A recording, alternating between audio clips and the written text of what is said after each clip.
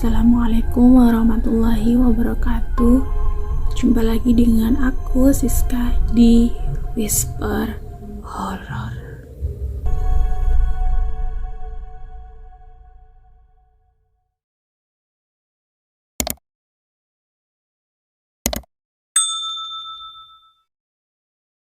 Di video kali ini aku akan bercerita pengalaman pribadi aku sendiri. Aku masih kecil di sebuah daerah, tetapi di luar daerah Jawa. Cerita ini saya tidak akan menyebutkan nama daerahnya secara spesifik. Aku ingat banget dengan jelas, aku masih kecil, mungkin umur 6 tahun, 5 tahun ya, kalau nggak salah. Soalnya masih benar-benar ingat banget sampai sekarang.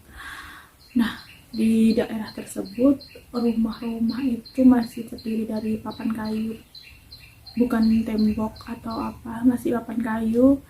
Daerahnya masih belum banyak rumah, masih hutan-hutan, kalau orang Jawa bilang masih wingit ya, serem lah, masih serem.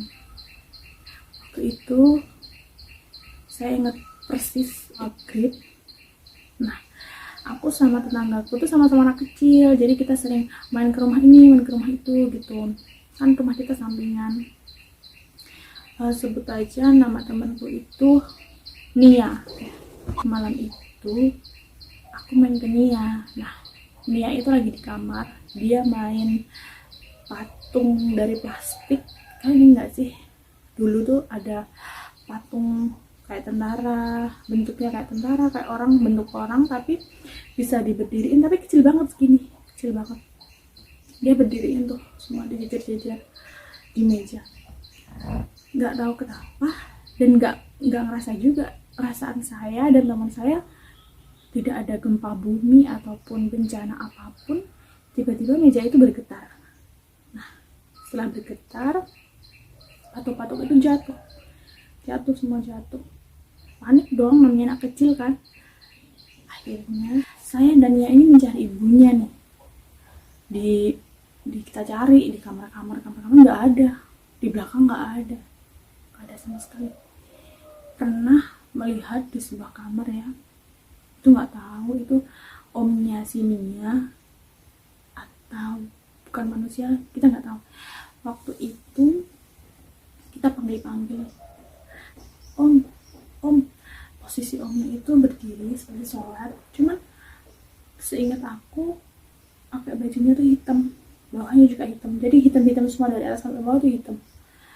Ketika kita panggil nggak noleh ya, kita takut dong, tapi ya mungkin wajar aja, namanya orang masih sholat ya, dipanggil nggak nengok. Nah, setelah nggak ada jawaban dari si omnya teman aku tadi, kita langsung pergi nih, takut. Soalnya kondisi rumah itu benar-benar bergoyang seperti gempa bumi itu. Dan kita kan anak kecil ya, lari kemana sih ibumu? Jadi ternyata mamanya Nia ini masih mandi di belakang rumah. Memang kondisi tempat kamar mandi di sana itu bukan kamar mandi ya, seperti air sumber. Nggak dengar kita teriak-teriak, nggak dengar. Akhirnya aku ngajak Nia pulang ke rumah aku.